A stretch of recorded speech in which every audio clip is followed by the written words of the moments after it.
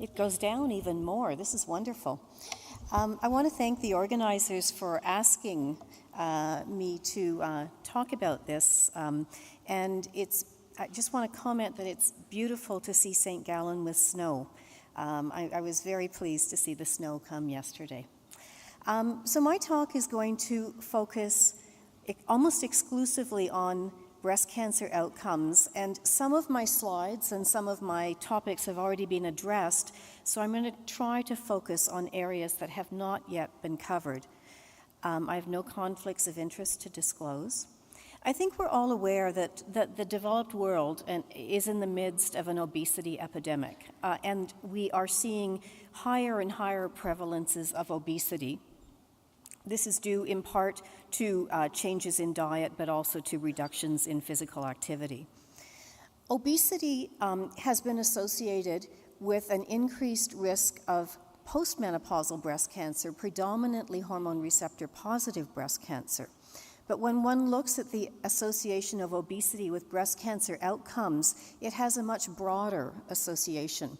This is a meta-analysis that was published recently looking at studies, the first of which was published 50 years ago, linking obesity to breast cancer outcomes. There's about a 1/3 relative increased risk of death, overall death, or all-cause death, or breast cancer-related death in obese versus non-obese individuals. And this pattern is seen regardless of menopausal status, and it's seen in early studies prior to the use of widespread anthracycline taxane-based adjuvant chemotherapy, and in later studies. One of my fellows just recently published this meta-analysis, which demonstrates that although there is some heterogeneity across studies, a similar overall effect of obesity on breast cancer outcomes is seen in hormone receptor positive and hormone receptor negative breast cancer. I think at this point I'm going to add very briefly to Rowan Schlabowski's comment about the need for intervention studies. We have known for half a century that obesity is associated with adverse breast cancer outcomes. We have had a number of pilot or vanguard studies, including the LISA study done by our group, demonstrating that we can promote weight loss either through face-to-face or telephone-based interventions. I would challenge all of us in this room to do what we can to move forward randomized trials that will actually give us definitive information as to whether weight loss will lead to improved breast cancer outcomes. And Rowan mentioned in particular the Alliance study that's being led by Jennifer Ligabell that we have been trying to move forward for a couple of years now. I think at this point, it is further observational studies are really not going to give us a lot of clarity, and what we need are intervention studies.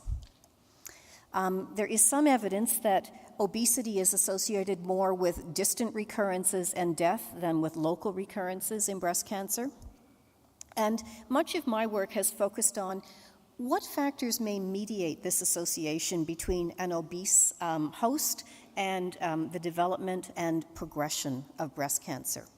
And I think we all think about estrogen when we look at that association, but the fact that obesity is associated with poor outcomes in hormone receptor negative breast cancer suggests to us that there are more factors involved than obesity. And this is just a summary slide suggesting that factors such as inflammation, lipids, glucose, other macromolecules that are altered in obesity. Insulin and insulin signaling has been a major focus of our group, and I'll come back to that a little bit later in the talk. And adipokines, which have been implicated to a large extent in breast cancer risk. There's much less information in breast cancer outcome, but these may all mediate the association of obesity with breast cancer outcome. What I'm going to do today, though, is focus on estrogen, because I've been asked to look at the association of obesity with hormonal treatments in breast cancer.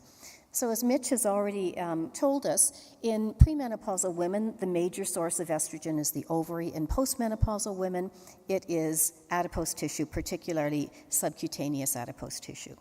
We know that aromatase activity increases with age, It increases with BMI, total body aromatization increases with BMI.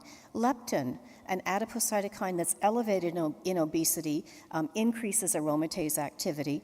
And in a mouse model, obesity-associated inflammation has been associated with increased aromatase activity directly in breast tissue. So there's a number of factors associated with obesity that can actually increase aromatase activity.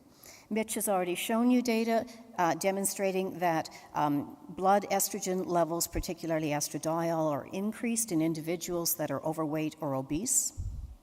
And there are a number of studies. This is one from Cheryl Rock looking at a nested case control study in the WELL study that have demonstrated that in postmenopausal women, blood levels of estrogens are associated with increased risk of recurrence. In this study, those that recurred had twice estradiol levels that were twice the level of those that didn't recur at the time of study entry.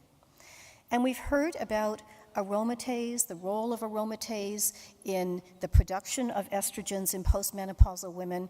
On this slide, I've added in the yellow box the aromatase inhibitors. This has been a major focus of endocrine therapy in breast cancer.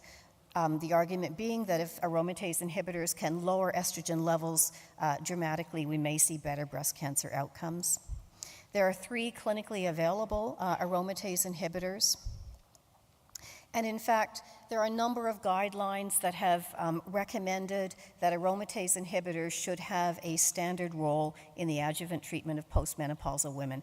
I am not going to go through that evidence in this talk. That's going to be addressed elsewhere in this conference. But these guidelines have been based on evidence that has really not considered the impact of obesity on aromatase inhibitor efficacy.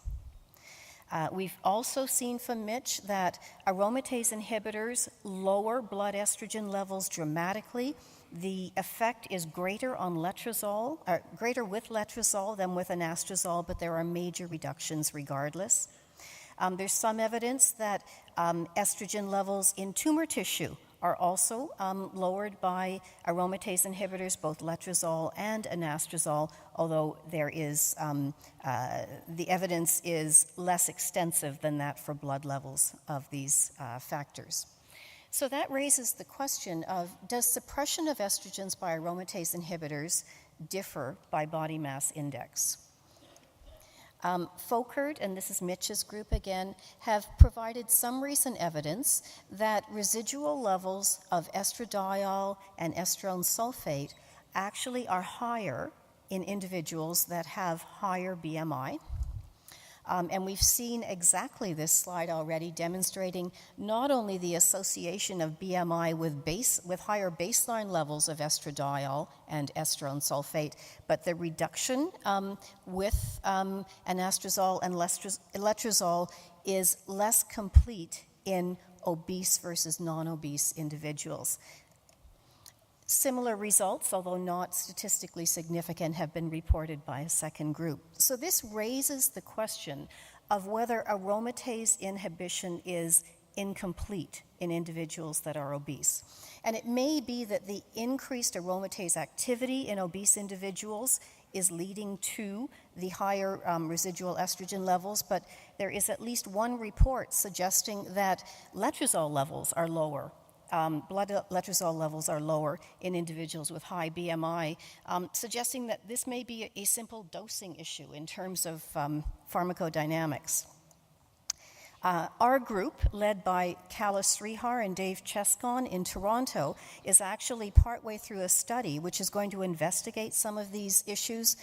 We are taking postmenopausal women receiving adjuvant letrozole. We're monitoring letrozole use for 28 days. And then for those that are overweight or obese, we're doubling the letrozole dose.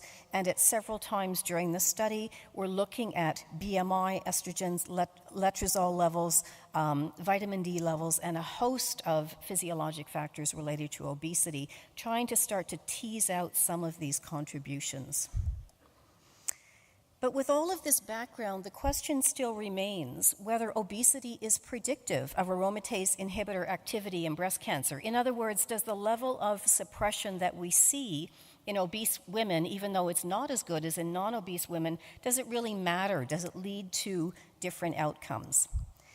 And I will apologize for this slide. I have here taken the 4 aromatase inhibitor versus tamoxifen trials that have reported results by BMI, and I have summarized their results, which really should take volumes to explain into one slide using equal symbols and greater than and less than symbols. Basically, what I'm showing here is the very high-level breast cancer results that demonstrate that the use of an aromatase inhibitor, either as monotherapy or in combination with tamoxifen in general in postmenopausal women, is better than tamoxifen alone. I'm going to talk briefly about the ABCSG12 study, which was conducted in premenopausal women, which actually reported a worse outcome in terms of overall survival in women that received anastrozole plus gaserelin versus tamoxifen plus gaserelin. So starting with the ATAC trial, and Mitch talked about this briefly, the data looking at BMI compared the tamoxifen only to the anastrozole only arm. In this study, just as a confirmatory analysis, BMI was associated with an adverse prognostic outcome. This effect was seen primarily, I'm almost afraid to do this, primarily in women that received anastrozole and not in women that received tamoxifen, and the difference between these two groups was significant.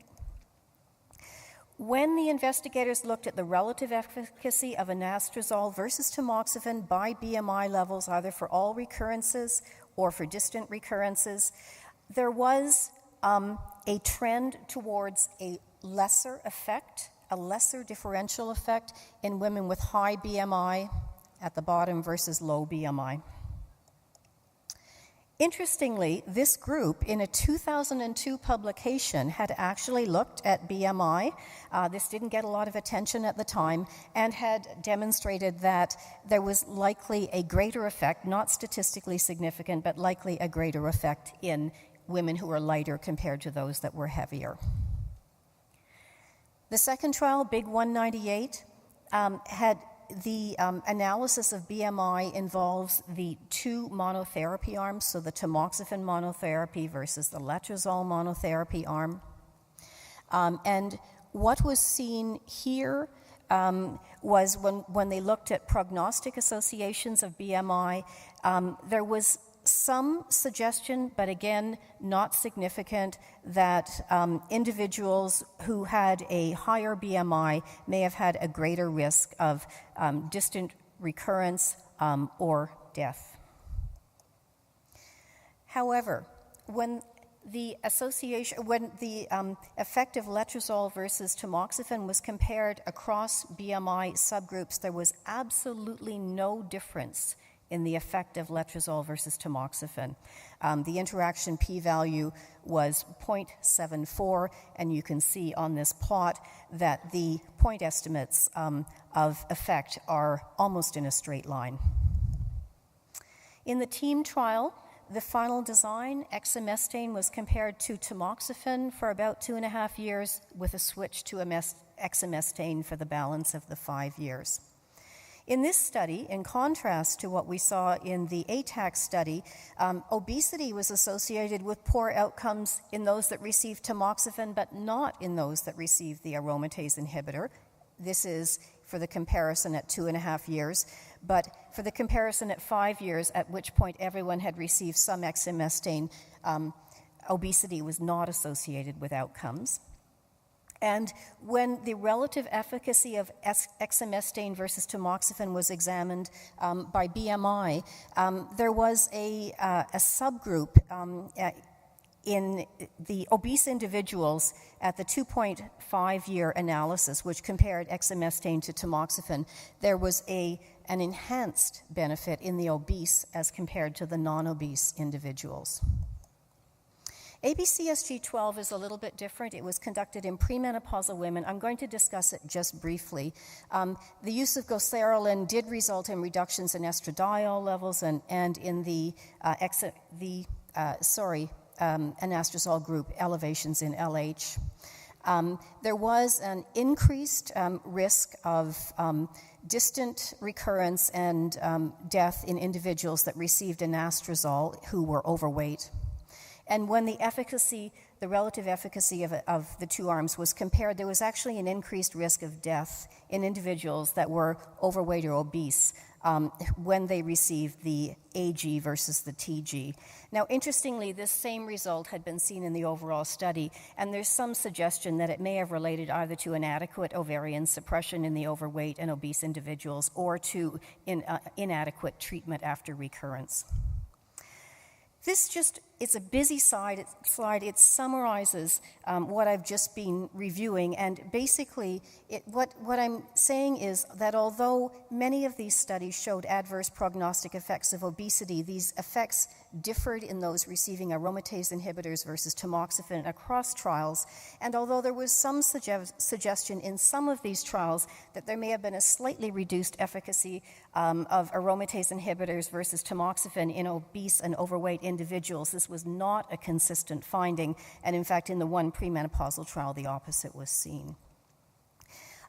Is there evidence from other settings? Well, there is one study in the neoadjuvant setting suggesting that there were higher response rates to aromatase inhibitors in obese than non-obese.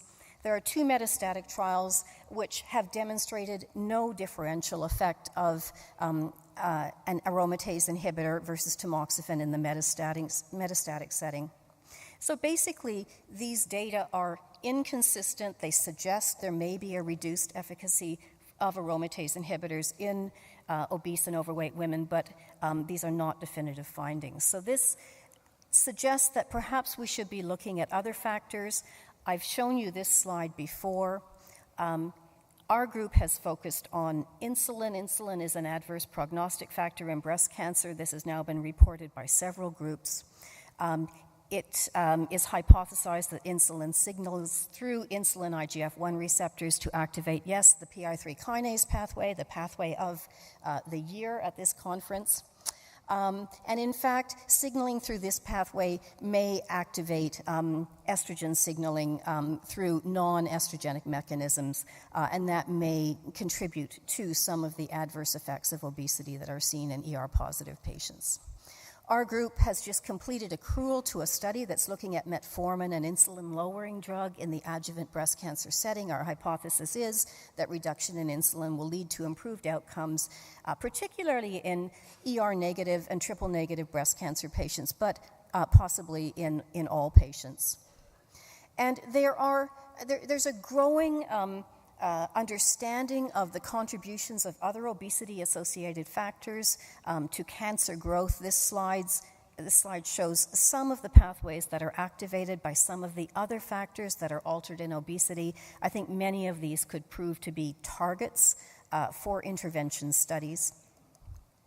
And there is now emerging evidence that I believe will be expanded upon in the next session that local factors associated with obesity, may impact breast cancer outcomes. This is a slide of a crown-like structure breast. Basically, it's a dying adipocyte in the breast surrounded by a number of inflammatory cells which release local factors that may stimulate breast cancer growth. So, in summary, I have not really given you a firm answer to the question, does obesity impact the efficacy of endocrine treatment in the adjuvant breast cancer setting, but I hope I have convinced you that obesity is a complex physiologic state, many aspects of which may impact breast cancer outcomes. Obesity is an adverse prognostic factor, regardless of hormone receptor or menopausal status. Obesity is not clearly predictive of AI versus tamoxifen benefit in postmenopausal women. It may be predictive of reduced aromatase inhibitor benefit in premenopausal women. What is needed at this point is exploration of BMI effects in the remaining AI versus tamoxifen adjuvant trials, and wherever possible, investigation of systemic and tumor-related markers that may identify subgroups in which BMI is particularly important. For example, women who do not have complete suppression of estrogen. And I recommend outside or in addition to the adjuvant AI setting that obesity-related factors, body size at a minimum, preferably also fasting blood at multiple time points, as well as tumor samples, should be collected in all future adjuvant and metastatic trials so that we can, in future, more rigorously evaluate the impact of obesity on cancer outcomes and treatment efficacy. Thank you.